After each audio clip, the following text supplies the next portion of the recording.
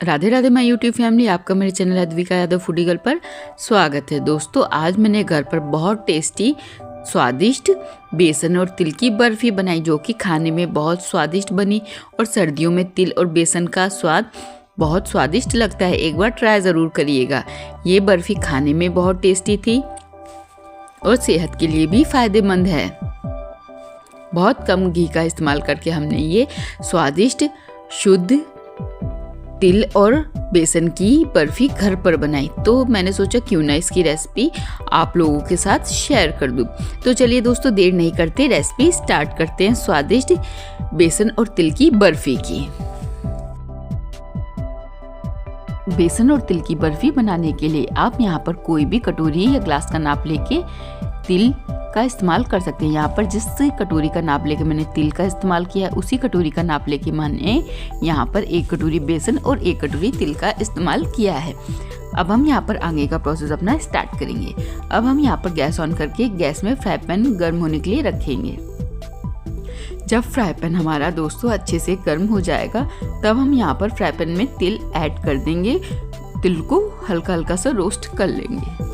हमें यहाँ पर तिल को भून लेना है, जिससे तिल का कच्चापन खत्म हो जाए। सर्दी के मौसम में तिल हमारी सेहत के लिए बहुत फायदेमंद होता है। सर्दियों में तिल खाने से शरीर को अंदर से गर्मी मिलती है, हड्डियां मजबूत होती है, दिल स्वस्थ रहता है, पाचन सुधरता है, त्वचा और बालों को यह पोषण देता है और इम्यूनिटी बढ़ाता है। यह कैल्शियम, आयरन, स्वस्थ फैट और एंटीऑक्सीडेंट से भरपूर होता है तिल, जो थकान और कमजोरी को भी दूर करता है और साथ ही ठंड से भी बचाता है। यहाँ पर हम इस तरीके से तिल को डुलाते हुए भून लेंगे। जब तिल हल्का हल्का सा फ्राई पैन में चटकने लगे और हल्की सी इसमें सोंधी महक आने लगे, तब समझेंगे हम यहाँ पर तिल भून गया है। हम इस तरीके से लगातार डुलाते हुए तिल को भून लेंगे। यहाँ पर मैं लगातार चम्मच की सहायता से डुलाते हुए तिल को अच्छे से भून लूँगी, जब तक इसमें एक सोंधी सोंधी महक ना आने लगे और हल्का सा तिल फ्राई पैन में इस तरीके से उछलने लगे।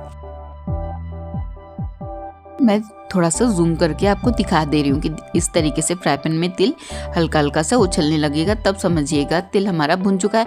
और थोड़ा सा तिल भुनने के बाद हल्का सा फूल जाता है, थोड़ा उसका साइज हल्का सा मोटा हो जाता है। इसका मतलब तिल अब हमारा अच्छे से भुन चुका है, मतलब अच्छे से रोस्ट हो चुका है। अब हम यहाँ पर भुने हुए तिल को एक थाली में इस तरीके से पलट लेंगे।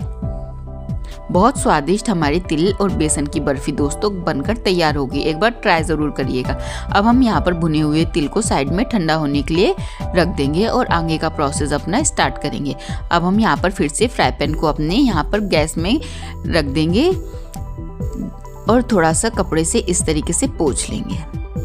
अब हम यहाँ पर फ्राई पैन में थोड़ा सा घी, यहाँ पर मैंने 1 छोटी चम्मच घी फ्राई पैन में डाल दिया है इस तरीके से। अभी सर्दियों का मौसम है, तो घी भी देखिए दोस्तों जम गया है। यहाँ पर मैंने छोटी चम्मच का इस्तेमाल किया है। यहाँ पर मैंने 2 छोटी चम्मच घी फ्राई पैन में डाला है और इस तरीके से घी को हम अच्छे से पिघला लेंगे। अभी दोस्तों फ्राई पैन गर्म है ना, तो घी भी फटाफट पिघल गया है। अब हम यहाँ पर बेसन को फ्राई पैन में डाल देंगे। हम यहाँ पर गैस की आंच को मीडियम रखेंगे। हमें यहाँ पर बेसन को धीमी आंच में अच्छे से भूनना है। जब बेसन में अच्छे से सोंधी सोंधी महक आने लगे और बेसन अच्छे से हल्का हल्का सा ब्राउन हो जाएगा, तब हम समझेंगे कि हमारा बेसन दोस्तों अच्छे से भुन चुका है। यहाँ पर मैं लगातार चम्मच की सहायता से पलटते हुए बेसन को अच्छे से भून लूँगी। बेसन भी दोस्तों हमारी सेहत के लिए बहुत फायदेमंद होता है। यानी चने का आटा शरीर के लिए बहुत फायदेमंद होता है, क्योंकि यह protein, fibre, vitamin B complex और मिनरल्स, आयरन, जिंक, मैग्नीशियम से भरपूर होता है, जो वजन घटाने, पाचन सुधारने में हमारी सहायता करता है। यहाँ पर देखिए हमने लगातार डुलाते हुए अपने बेसन को अच्छे से भून लिया है। अब बेसन का दोस्तों कलर भी चेंज हो गया है। अब हम यहाँ पर इसी स्टेज में गैस को बंद कर देंगे और भुने हुए बेसन को हम इधर साइड में रख देंगे। और थोड़ा सा तिल मैंने दोस्तों कटोरी में अलग भुना हुआ तिल निकाल लिया है और मैंने भुना हुआ बेसन अब थाली में तिल के साथ डाल दिया है और इस तरीके से चम्मच की सहायता से डुलाते हुए तिल और बेसन को अच्छे से मिक्स कर लिया है। थोड़ा सा मैंने तिल दोस्तों कटोरी में भुना हुआ तिल अलग से निकाल लिया है। अब हम यहाँ पर फिर से अपनी गैस ऑन करेंगे। गैस ऑन करके गैस में फिर से हम वही फ्राई पैन गर्म होने के लिए रखेंगे। अब हम यहाँ पर फ्राई पैन को फिर से इस तरीके से थोड़ा सा कपड़े से पोंछ लेंगे, जिससे कि जो बेसन हल्का सा भुना हुआ लगा था वो भी हट जाएगा। अब हम यहाँ पर फ्राई पैन में क्रश किया हुआ गुड़ ऐड कर देंगे।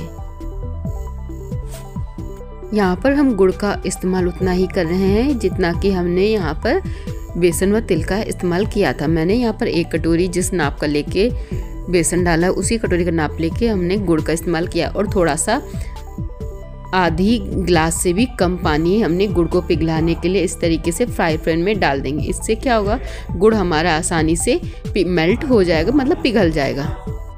अब हम यहाँ पर इस तरीके से चम्मच की सहायता से डुलाते हुए गुड़ को अच्छे से पिघलाकर गुड़ की एक तार की चाशनी बना लेंगे। बहुत स्वादिष्ट दोस्तों हमारी गुड़, तिल और बेसन की बर्फ़ी घर पर बनकर तैयार होगी। इस सर्दी में एक बार इस बर्फ़ी को ज़रूर ट्राई करिएगा। हम यहाँ पर चम्मच की सहायता से डुलाते हुए गुड़ को अच्छे से पिघला लेंगे। एक तार की गाढ़ी चाशनी गुड़ की बना लेंगे।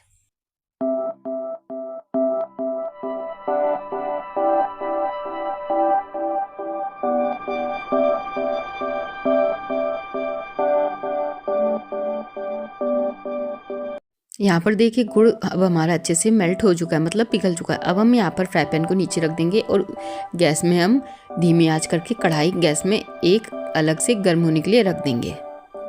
अब हमने यहाँ पर जो गुड़ को पिघलाकर उसकी चाशनी एक तार की बनाई है उसको हम इस तरीके से छन्नी की सहायता से छानकर कढ़ाई में डाल देंगे। इससे क्या होगा दोस्तों, हमारे गुड़ की जो गंदगी है वह निकल जाएगी। मैं यहाँ पर अक्सर कोई भी गुड़ की मिठाई बनाती हूँ तो गुड़ पिघलाकर इसी तरीके से छन्नी की सहायता से पिघलाकर ही इस्तेमाल करती हूँ। इससे जो गुड़ में गंदगी होती है थोड़ी बहुत वह निकल जाती है। हम यहाँ पर छन्नी की सहायता से इस तरीके से गुड़ को छान लेंगे और कढ़ाई में डाल लेंगे। यहाँ पर देखिए हमने गुड़ को अच्छे से रस को, गुड़ के पिघले हुए रस को छान लिया है। यहाँ पर हमारे गुड़ की एक तार की चाशनी दोस्तों बन गई है। मैंने यहाँ पर गैस की आंच को एकदम स्लो कर लिया है, आपको एक बार चेक करके दिखा दे रही हूँ। हम इस तरीके से उंगलियों में इस तरीके से गुड़ की चाशनी को डालेंगे तो देखिए इसमें एक तार आसानी से इस तरीके से बन रहा है। अब हम यहाँ पर इसी स्टेज में तिल और जो बेसन को मिक्स करके हमने उसका पाउडर रखा था साइड में, उसको हम इस तरीके से कढ़ाई में डाल देंगे और अच्छे से गुड़ की चाशनी में डुलाते हुए मिक्स कर लेंगे। बहुत स्वादिष्ट हमारी बेसन की सोंधी सोंधी तिल और बेसन की बर्फ़ी दोस्तों बनकर तैयार होगी। गुड़ दोस्तों सर्दियों के मौसम में सेहत के लिए भी बहुत फ़ायदेमंद होता है। अब हम यहाँ पर इस तरीके से अच्छे से तिल और बेसन को चाशनी के साथ डुलाते हुए मिक्स कर लेंगे। यहाँ पर दोस्तों हमने अच्छे से बेसन और तिल को अच्छे से गुड़ के साथ मिक्स कर लिया है। अब हम यहाँ पर अच्छे से मिक्स करने के बाद 2 से 3 चम्मच, छोटी चम्मच जो दाल चावल खाने में हम इस्तेमाल करते हैं उतना हमने यहाँ पर कढ़ाई में घी डाल दिया है। घी अभी सर्दी है तो अच्छे से जम जाता है, तो हमने यहाँ पर 2 से 3 चम्मच घी का इस्तेमाल किया और इस तरीके से अच्छे से डुलाते हुए सभी सामग्रियों के साथ हम घी को अच्छे से मिक्स कर लेंगे। अब हम यहाँ पर एकदम धीमी आंच करते हुए अपने बर्फ़ी के डो को अच्छे से पकाएंगे कढ़ाई छोड़ने तक। बहुत स्वादिष्ट दोस्तों हमारी बेसन की बर्फ़ी बनकर तैयार होगी। एक बार इस तरीके से घर पर ज़रूर बनाइएगा। अब हम यहाँ पर इस तरीके से लगातार डुलाते हुए अपनी बेसन की बर्फ़ी के डो को इस तरीके से पका लेंगे। जब यह पूरी तरीके से इस तरीके से कढ़ाई को छोड़ देगा तब समझेंगे हमारी बर्फ़ी का डो पककर रेडी है। अब हम इसे साइड में रख देंगे। अब हम एक थाली में थोड़ा सा घी लगाएंगे। घी लगाकर हम अच्छे से थाली को ग्रीसिंग करेंगे। अब हम यहाँ पर अपने बर्फ़ी के डो को इस तरीके से थाली में पलटकर अच्छे से सेट कर देंगे। केवल हमारी 1 घंटे के अंदर बर्फ़ी जमकर तैयार होगी। अब हम यहाँ पर इस तरीके से अच्छे से बर्फ़ी के तिल और बेसन की बर्फ़ी के डो को, पेस्ट को हम इस तरीके से थाली में अच्छे से फैला देंगे।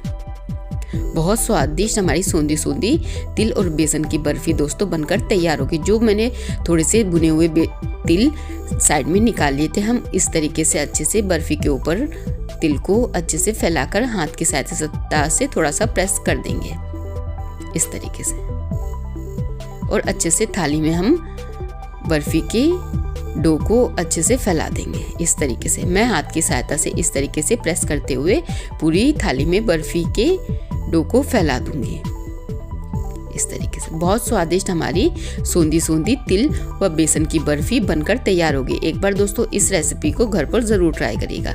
अब हम यहाँ पर इसे आधे से 1 घंटे के लिए साइड में ठंडा होने के लिए रख देंगे।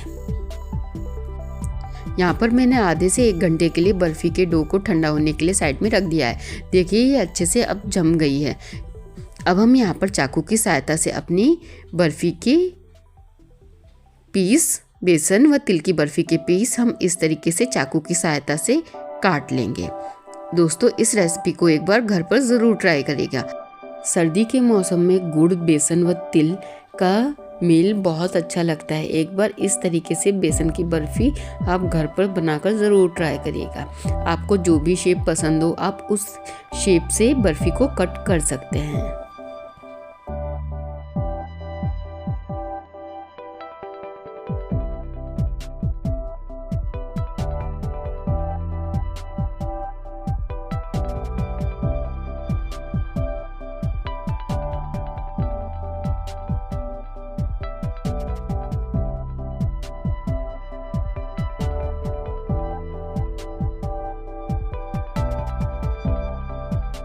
ये लीजिए दोस्तों, अब हमारी स्वादिष्ट टेस्टी बेसन व तिल की बर्फ़ी बनकर रेडी है। देखिए कितनी बढ़िया हमारी बेसन व तिल की बर्फ़ी बनकर तैयार हुई है। यकीन मानिए दोस्तों ये खाने में बहुत टेस्टी है।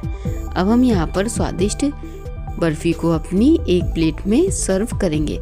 ये बर्फ़ी दोस्तों जल्दी ख़राब भी नहीं होती। आप इसे आराम से 1 महीने के लिए स्टोर कर सकते हैं एयर टाइट डिब्बे में। अब हम यहाँ पर इस तरीके से अपनी बर्फ़ी को इस तरीके से प्लेट में सर्व करेंगे। दोस्तों आपको मेरे द्वारा बनाई गई रेसिपी कैसे लगती है कमेंट करके ज़रूर बताइएगा। अगर आप मेरे चैनल पर नए हैं तो मेरे चैनल को लाइक, कमेंट, शेयर व सब्सक्राइब ज़रूर करें। साथ में बेल आइकन ज़रूर दबा दें जिससे कि मेरे चैनल की हर नोटिफिकेशन आपको आसानी से मिलती रहे। मिलते हैं दोस्तों नेक्स्ट वीडियो में नेक्स्ट रेसिपी के साथ।